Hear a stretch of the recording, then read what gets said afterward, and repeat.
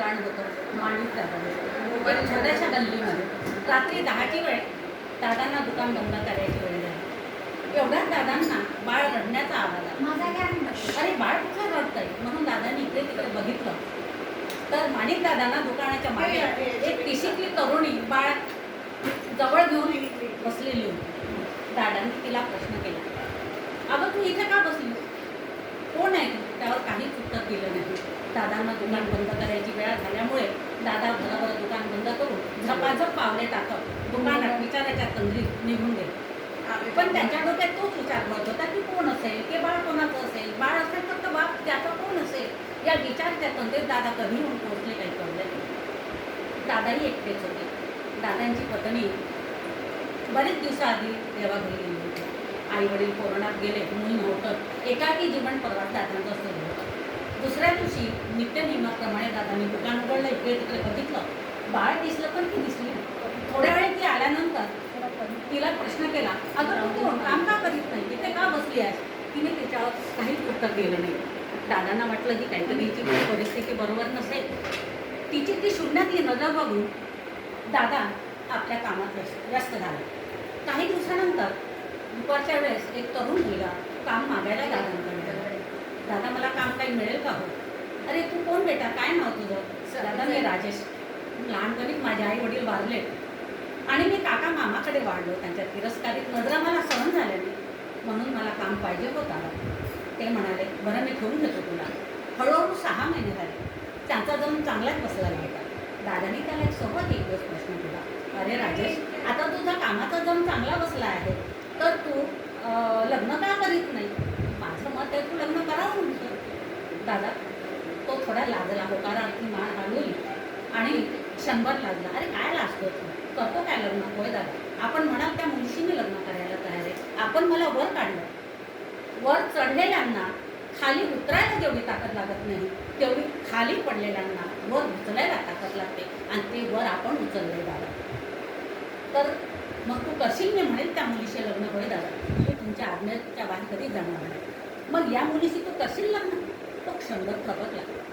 माझी तिची काहीच ओळख नाही तरी दादाला वचन दिल्यामुळे तो तयार झाला. होय दादा, आपण म्हणाल त्या मुलीशी मी लग्न करायला तयार. बस लग्नाची जय्यत तयारी दादांनी सुरू केली. लग्नाच्या बरातीत आई बाबा, भाऊ बहीण, काका मामा, नातेवाईक फक्त सगळे बनून दादाच वरातीत नाचत होते. राणीचा तेवढा 1-2 वर्षाचा मुलगा फक्त त्या लग्नात साक्षीदार होता. राणी आणि राजेचा संसार सुरू झाला. दादांच्या मनात तेच घोळत होतं, हिचं आयुष्य कसं गेलं असावं. आता रानटी जनावरं आपली भक्ष्य शोधतच असतात.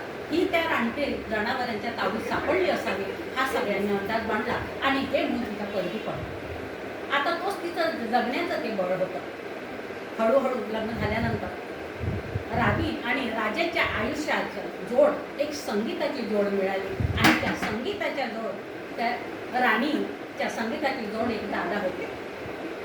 तर असा प्रवास त्यांचा सुरू झाला. राणी आणि राजाच्या आयुष्याची संगीताची जोड आणि त्याची जोड देणारे हे दादा एक रशीद ठरले. तर मग अशी ही राणी आणि राजेच्या संसाराची सुरुवात आनंदाने झाली. आणि काही दिवसांनी दादांकडे माणिक दादांकडे ते दोघंही आले आणि त्यांना ते लाजले. अरे काय लाजतो तसा, अरे सांग जरा, मी समजलो. अरे आता काय दुकानाचं काम सोडून मी काय झबली टोपली शिवू का? दादांनी जे समजायचं ते समजले आणि काही दिवसांनी एक छोटंसं बाळ घेऊन दोघंही दादांना भेटायला आले. त्यांची आयुष्याची ही खरी सुरुवात, नवी दिशा, नवी पहाड त्यांच्या आयुष्यात आणणारे हे माणिक दादा वार्धक्याच्या वाटेवर हळूहळू चढायला लागले. दादा आता दक्षिण झालेले होते. दादांनीही आपली सगळी इस्टेट, संपूर्ण जबाबदारी आणि घर दार दुकान राणी आणि राजेच्या स्वाधीन केलं. राणीने मात्र आपल्या मुलांना एक चांगलं शिकवण दिली, हे बघ मुलांना थोडं जवळ या.